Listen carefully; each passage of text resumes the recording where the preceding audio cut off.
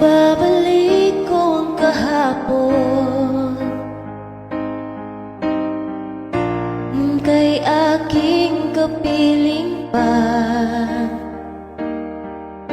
Naaalala ko ang mga sumpaan na walang parang bula, di ko matanggap.